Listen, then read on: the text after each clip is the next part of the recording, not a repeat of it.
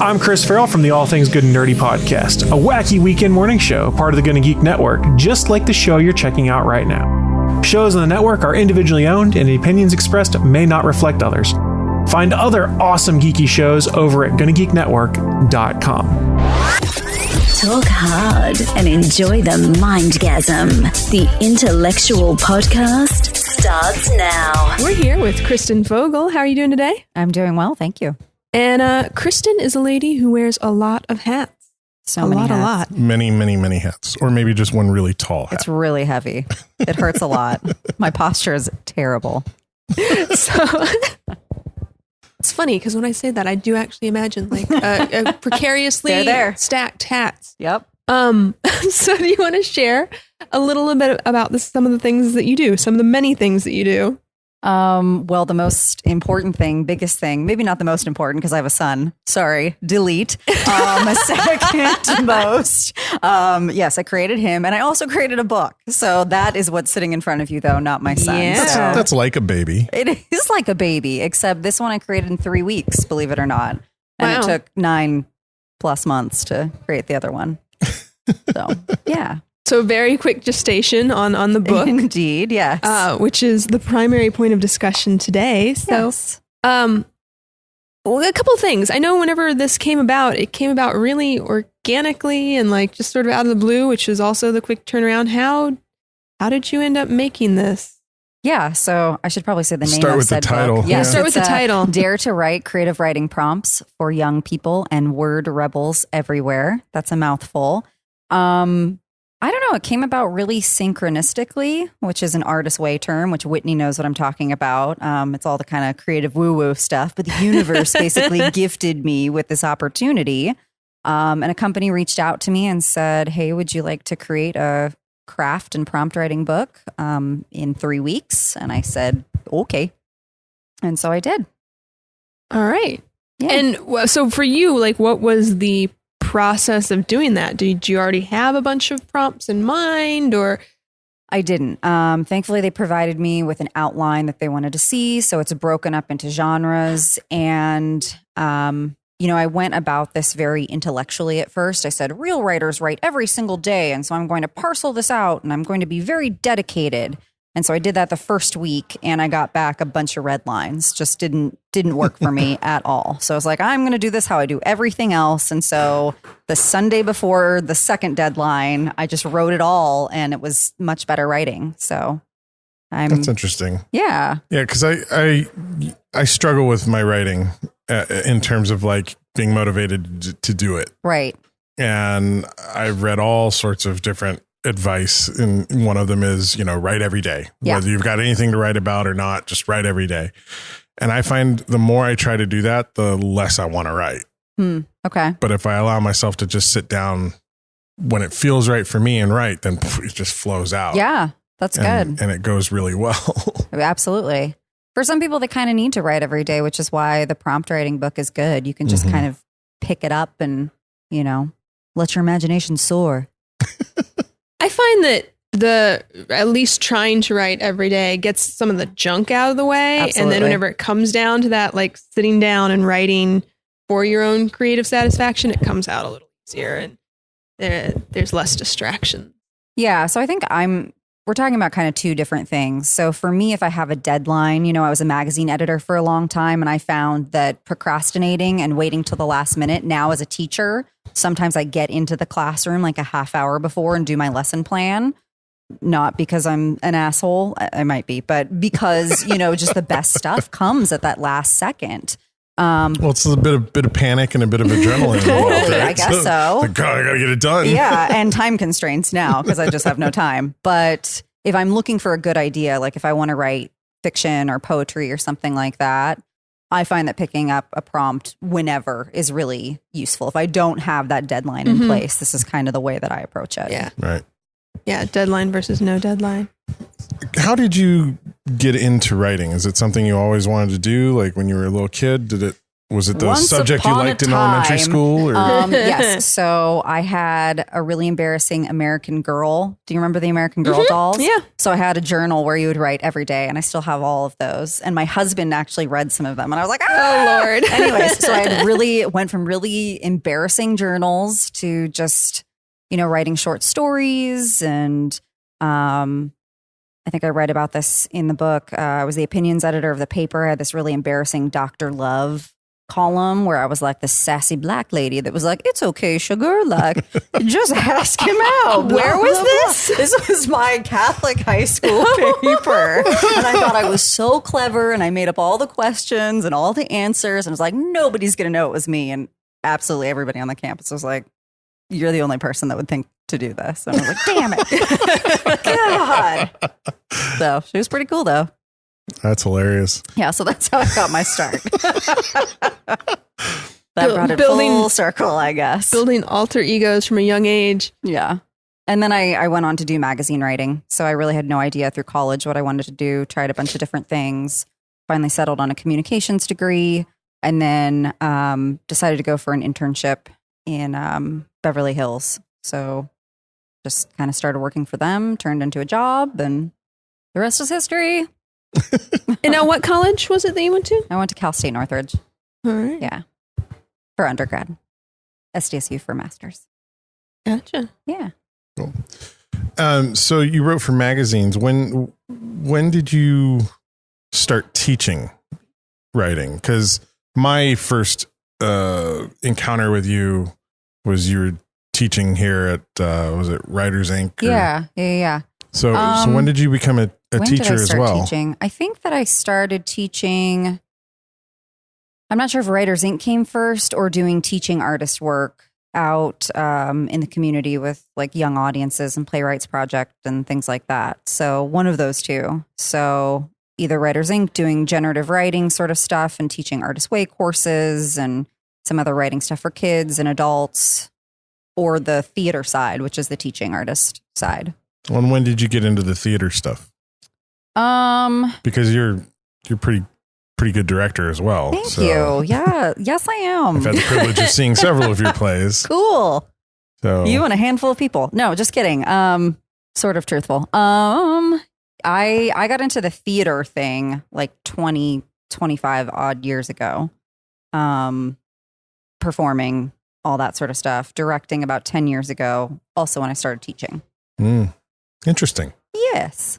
Directing and teaching have a lot of similarities. Mm-hmm. I'm just a bossy person. Like I'm an only child, like left alone a lot. So I had to boss people around. It was my destiny. I'm a bossy person just because I'm an older brother. So There you go. Yeah. So now you brought up Writers Inc. And for those who don't know, can you tell us a little bit about Writers Inc. I and would how be you got happy involved to, in that Whitney. organization? Sure. So San Diego Writers Inc., we aim to be the literary hub in San Diego. And what that means is we have classes, workshops, free write opportunities, readings. We do a conference. We do an anthology. We try to just kind of be this writing center in San Diego. So 7 days a week, we've got 3 spaces in Liberty Station, Barrack 16, and you can basically come on down and do something in some sort of genre. And it's all very low cost. So that's kind of like the good part about us. Since we are a nonprofit, we can be really cheap and accessible to a lot of people. The way that I got involved was my life was falling apart one year, and I decided I didn't want to work from home any longer. Though Kismet, my dog, was good company. I wanted to get out of the house. And so I got a little piddly job at Writers Inc. And their executive director left 6 months later. And so I figured out how to run a nonprofit. All right. So I've been doing that for about almost 7 years now. Wow. Yes.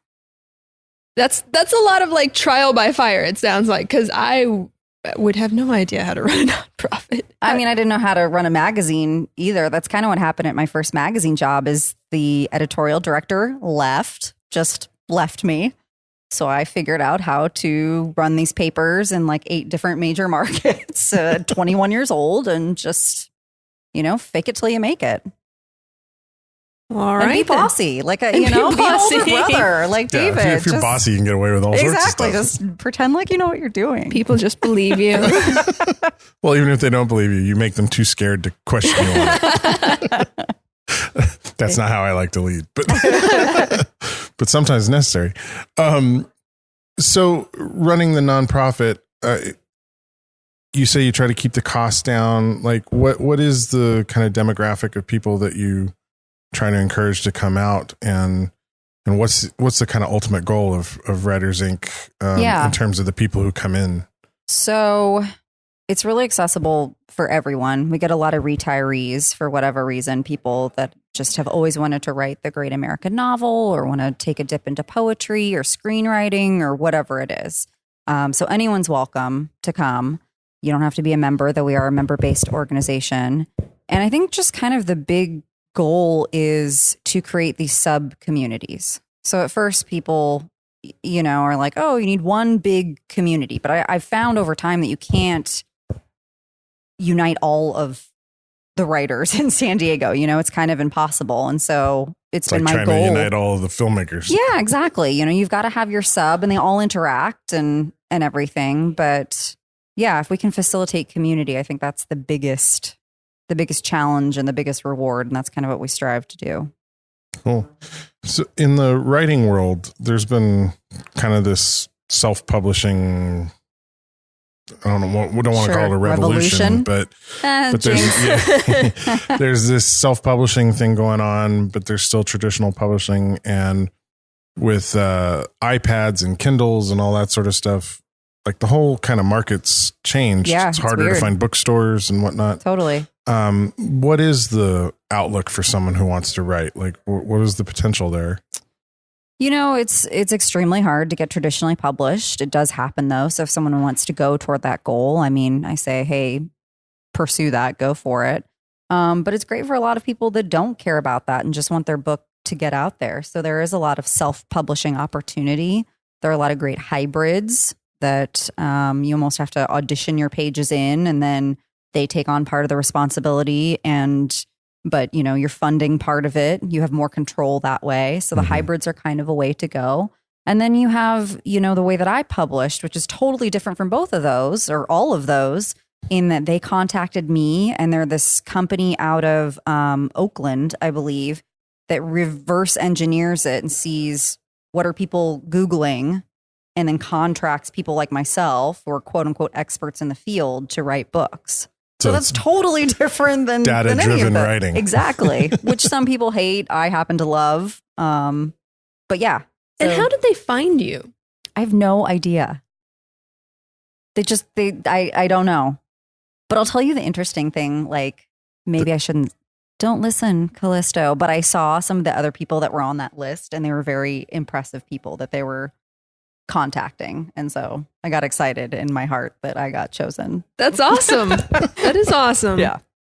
Well, you must have popped up in some of their data. Yeah, some searches. I think that Writers Inc., we have a pretty large following. Yeah, so it probably gave you a lot of visibility, which made you appealing to them. I think it was the universe. Like I was saying about the Artist's Way. Like I just called and I asked for it, and then like I dialed up, and God or whomever was like, yeah, let's choose her.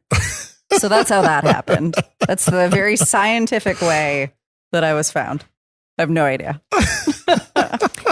Now, a lot of the projects that you do, you mentioned that Writers Inc. is a very community-based organization, but among your other things that you do, you have Poolhouse Project, which is kind of a similar feel. Indeed. Actor community. Can you talk a little bit about that one?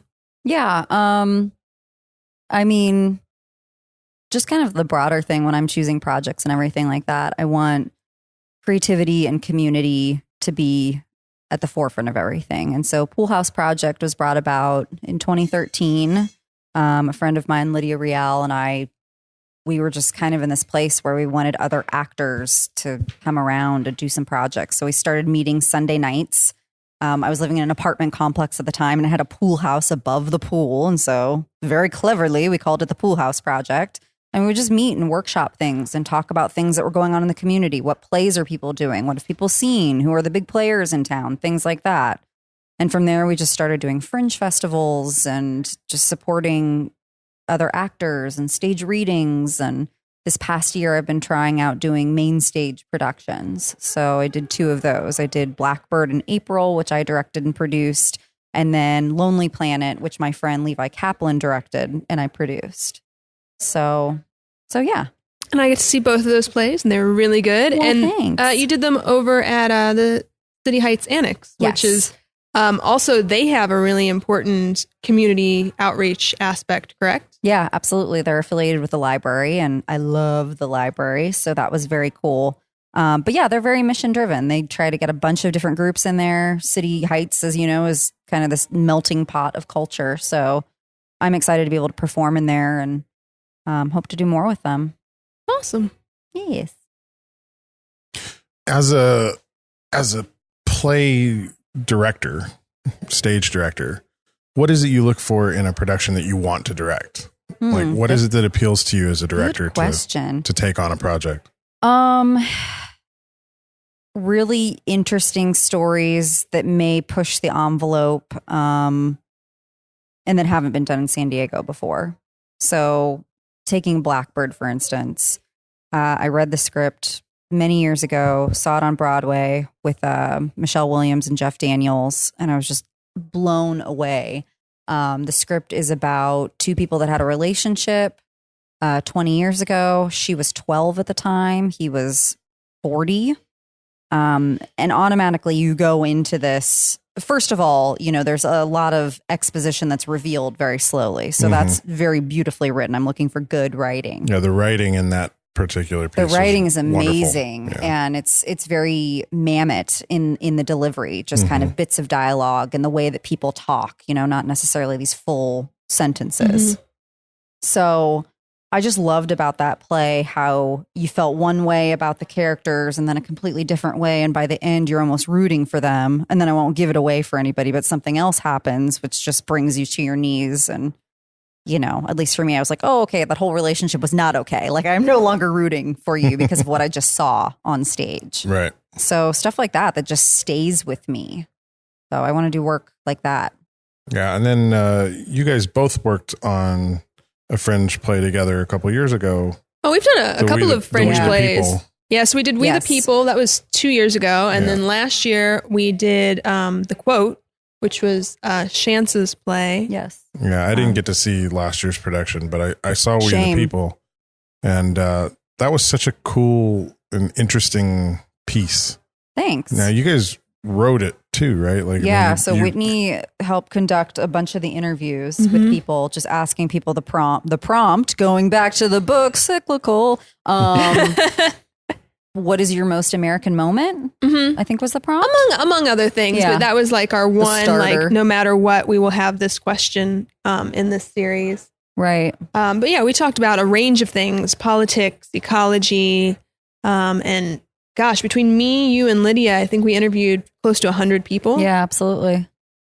And then Kristen and Chance did a bunch of culling down of all of these stories. It was the hardest thing I've ever had to cull, to edit, had to write. I mean, it was a lot. Some of the interviews that I conducted went, an hour a piece. And like I said, we had about 100. So yeah, there was just so much material there. And I mean, the end product ended up being pretty simple, as you saw, just these monologues, and then two kind of bookended, I don't know what to call them, scenes where everybody's talking, I guess. So it was pretty simple, in the end. I'm like, why did it take you so many months to just come up with the format? But well, I think the thing though is like, it was simple in the staging, but that meant the writing had to be top notch, like right on top, because it was all about the words. Yeah. There was no blocking. There was no set pieces to kind of distract and occupy people's time. Right. It was, here's the dialogue. You're going to love it or you're going to hate it. Right. Based on how well it was written. I thought it was so solidly written. Thanks. Because I was engrossed the whole time. That's good to hear. Yeah. It was just one of the most painstaking things. I was really happy with how it turned out, but God, like I don't usually get anxious or, anymore. That's a characteristic of my 20s, but like, man, like I was just fraught for like months trying to just find a structure, which is why I'm like 6 monologues, like it'll be fine. Yeah, but like each one of those 6 monologues was a compilation of pieces from all these different people. Yeah. I can see how that could be really, really daunting. Well, everyone's got such an incredible story. You know, you want to include pieces and you want to do justice to the pieces that are kind of in their entirety. And so, yeah, it was really, really tricky. And it was fun to write with Chance. Like we found that we work really well writing together. So that's been a fun thing to do with him the last couple of years. How does it work writing with someone else for you? Like what is that process like? So We the People was kind of different in that we inherited the material, you know, essentially from the interviews. So that was us just back and forth, kind of making decisions, cutting and pasting. For the quote and for XY, which we're working on right now, he wrote those pieces. And then I'm kind of developmental editing, asking questions, saying, can we omit this character? Can we do more so with a quote than this piece? The quote ended up fairly different than where it started. Yeah. I don't know if I ever got to read like the original. A bunch of characters. I was like, get rid of like half of these people. They don't do anything. You don't need Sally down the way. She doesn't contribute to our lives. So let's get rid of her. But yeah, it's been a good process. And I think Chance works better that way too. I think it's harder for him to do what I do on the other side of things. You know what I mean? Like if I had a piece and he was trying to put his voice in, I think that this is a good system for us. Cool. Yeah. You're good at adjudicating those cuts. Yeah. Good word. When you're writing, say, just a story as opposed to writing a play, is the process of editorial for you different from one to the other? Because like you're talking about removing characters. Sure. Because this person doesn't really contribute overall. Do you do that as much in just a like fictional story that you're writing as you would with a play? Well, or I don't. Are you stricter about kind of small characters can get let go right in a stage production? So I typically do the theater end. So the playwriting, but then I'm usually on the other side, you know, the magazine article end, the, you know, kind of nonfiction-y sort of stuff. So the process is really different. Really, really different. Okay. What do you write typically for magazines? Like, what kind of stories do you tend to write? I've written for Edible San Diego, doing dining review stuff. I used to do a bunch of celebrity interviews. I'll write about events. Just kind of depends. I don't do as much of that anymore. The teaching's kind of taken over the administrative aspect of Writers Inc., doing book stuff, racing my son. So I don't do as much of that anymore. Yeah. But that's typically what I write. Aren't you on the board for one of the theater organizations too around here? Yeah, I'm the president of the Association of Community Theaters. So that's 8 different community theaters. On top of everything else. Oh, yeah. I do lots of things. I'm crazy. Yes. And what does that association do? So basically, it's there to create community. So to share resources, to talk about different issues in the community. And yeah, so I just started in June. I feel a theme in the You were an things only that child? you do. I was an only child. And it seems like everything you do in your adult life right now is about trying to build communities. Totally. I mean, I told you, I mean, curiosity, community, creativity. If it does not have those 3 things involved, then it doesn't, then get out of here. Doesn't interest you. Yep. Do you think growing up as an only child is what's led you to seek community as an adult? I have no idea. I've been told that only children are like non-joiners. Like, you know, whenever you read those silly things about like, the middle child does this. I've always seen like the only child doesn't affiliate, doesn't do that. And I've always been the complete opposite. You know, for most of my life, I've been a social butterfly and fairly outgoing and joined everything under the sun. So led everything. Like I said, I'm maybe bossy. slightly different than being a joiner. You're a leader. I just like to see I where don't there's join stuff, I lead it. Yeah. It's the same thing for me. I don't know. I just like want to improve things, I guess. Yeah. So see where the holes are and try to fix things. What in San Diego in the theater, what is What is one of your favorite theaters? Like, which theater would you say tends to put on the best productions in town? Oh my God. So many. I couldn't pick just one. And it's been a while since I've seen a lot. The last show I saw was Sunday, actually, at Pow Pack. They put on one of my favorite shows same time next year. Yeah. I don't know why I love that script so much. Anywho, that was not your question. That's okay. But I love them all. Like, I used to do a lot at Ocean Beach Theater. It's got like a funky vibe, so I appreciate that. I really like the work that Moxie puts out. Like, I think that, you know, there's a lot of small theaters all over the county. Yeah, I love this town. Signet's amazing. You know, the Rep is doing great things. All of these community theaters are just kicking ass. So. And they each sort of fill a different niche, you know, like Totally. Moxie is definitely like the female driven empowerment theater. Right. You know, whereas like you said, OB Playhouse is definitely like sort of counterculture. Right. You never random what they end up putting on, but it's always really good. Yeah. And I mean, then there's all these gypsy theaters that like, or gypsy companies rather, that don't have brick and mortar structures, but that are doing amazing work coming into spaces like City Heights and, you know, renting other spaces and things like that. So I think we're super lucky to live in a city that has so much theater. And I don't think people know that at all when they land here. They have no idea that that's even a thing. Well, it's like I'm a North County resident, right? So I don't know anything about the theaters for the most part in the downtown area, Hillcrest. Like, yeah, you know, it's been kind of a revelation for me the last few years to discover all these theaters down here.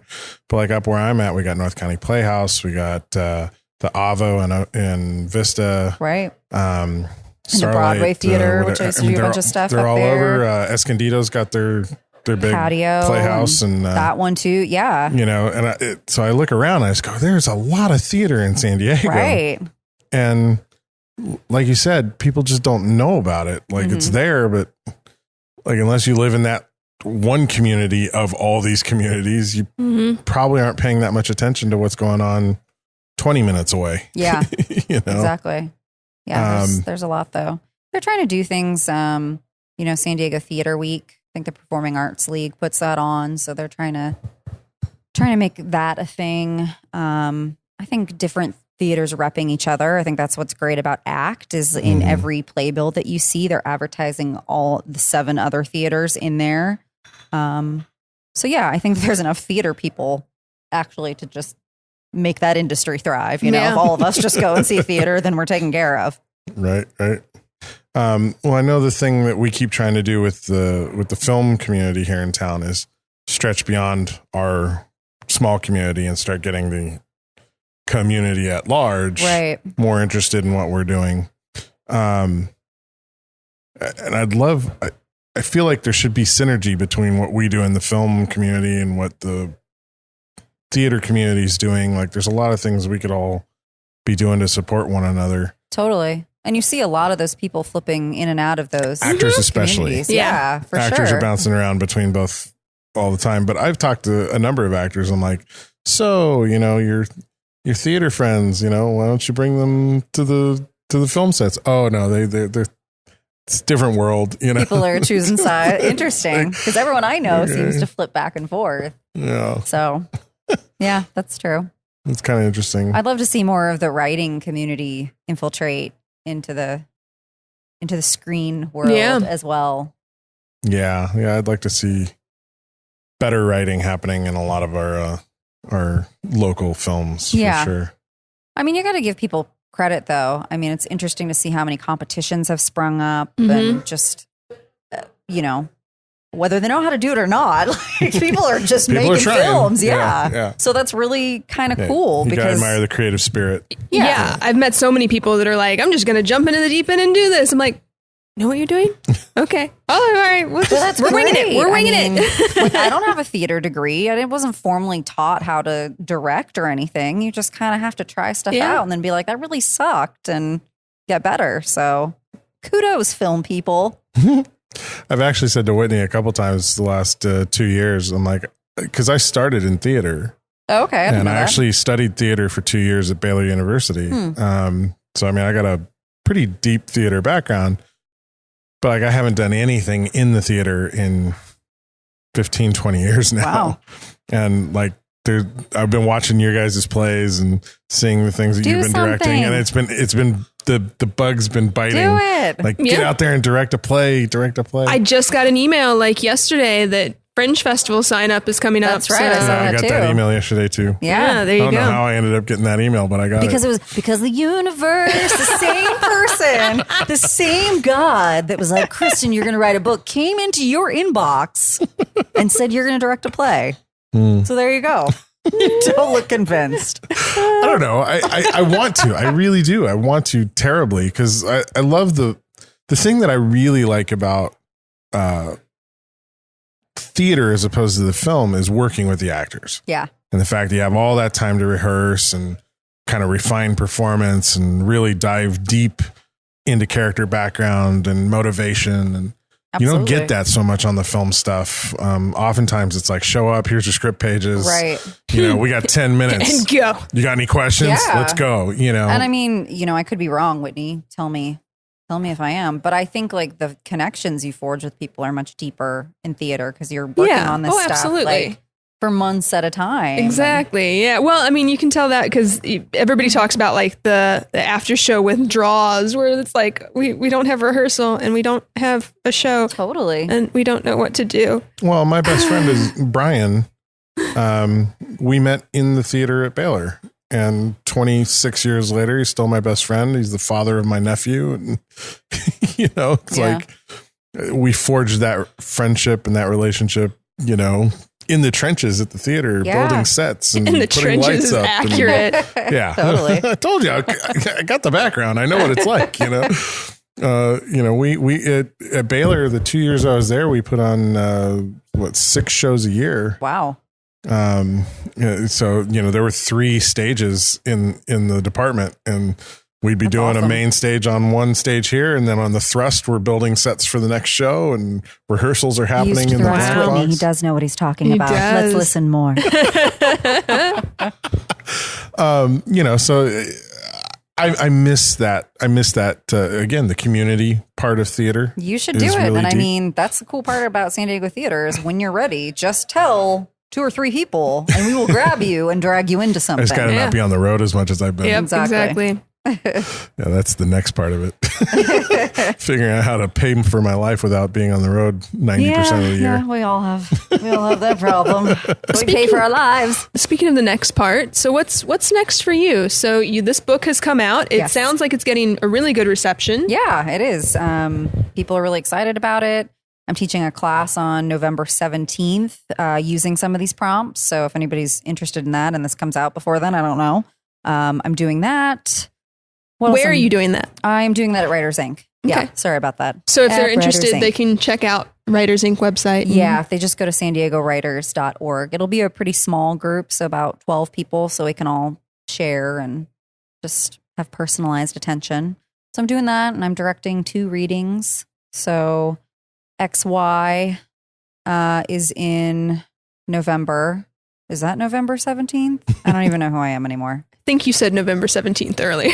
Yeah, one of them is on November 17th. There's a class. If you go to sandiegowriters.org, you'll know when my class is. Just look at my name. And then the reading, I think, is on November 17th at Onstage Playhouse. So that's, again, something that Michael Shantz wrote. And it's about a world in which 4 females have experienced this event 20 years ago. Something happened to all the men. They all died off. And they're meeting for the first time decades later. Suddenly a man appears. Dun, dun, dun. Let's see what happens. So it's a really good script, and we need a good tester audience. So we're going to make some changes based on the feedback from everybody. So that sounds like fun. a really interesting piece. Yeah. And then The House Where Nobody Lives is a piece by Michael Eichler. He's a local playwright who contacted me and said, hey, I've heard good things about you. I'd like for you to direct. So I'm going to be doing something for him early December at December 5th, I believe, at City Heights Performance Annex. So Sounds like you're going to need a website for yourself just to... Yeah, just keep everything straight. It's KristenFogle.com. I need to go home and update it, but I put things on there Put occasionally. all the dates for everything you got so coming I up. can figure out my life. Yes. So yeah, That's that's what's going on with me. That's what's coming up next. Indeed.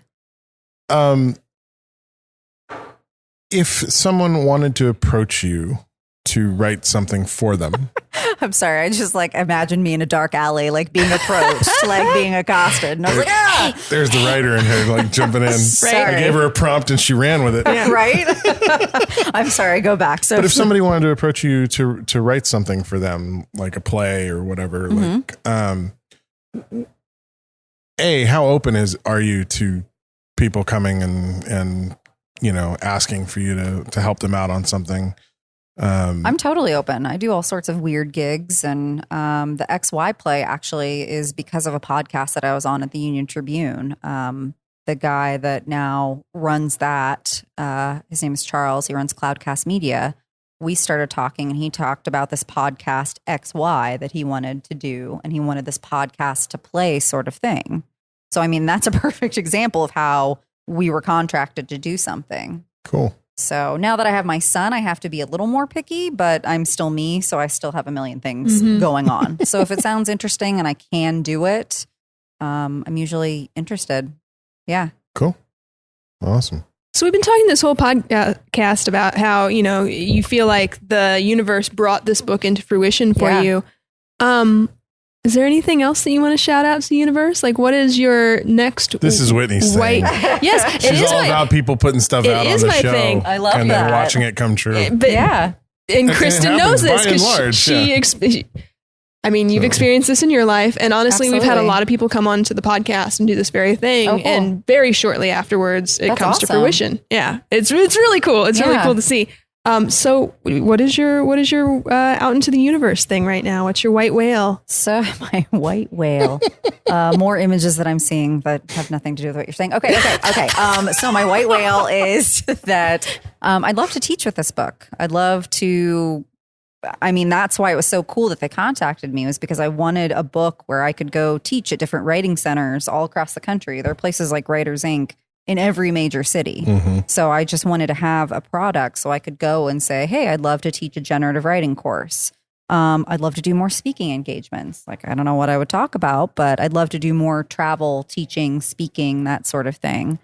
Maybe even directing if I could do that at some point in time. That would be fun to do like a teaching tour. Yeah, I would love to do that. I think it would be super, super fun. And I'd like to write another book at some point. So I've got a few ideas cooking. Well, that's awesome. Yes. That's a great one to put out there into White the universe. whale. Ooh, is that the sound that whales make? Do the white ones make a different sound? No? Just me? Just you. Alone? No. Is anyone still listening? There you go. I was going to say it's like the Finding Nemo. Yes. Yeah, I love Finding Nemo. Yeah, me too.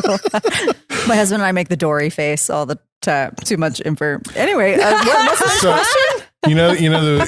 I drive a big RV around the country with like AV gear in it and stuff. Yeah. So my boss is like, you're on the road so much, I'm just going to get you an RV with the storage in the back instead of driving a truck around. I'm like, okay, saves him on hotels, and I can go to like national parks and hang out and whatever between shows. So it's kind of cool. Can I add that to my white whale? I would like an RV. We name all RV, our vehicles nice. at the company, and that vehicle is called Dory. Nice. And along the side door, it says, just keep driving. That's funny. adorable. Yeah, it's great. I love that. You know what's weird, David? My little blue Prius is also named Dory. Oh, We drive Dories around. We do. Do you name your car, Kristen? Your car have a name? her name's Lexi because she's a Lexus, and I gave up. I love it. No, that's great. That's great. Lexi Lexus. I should have tried harder. That's awesome.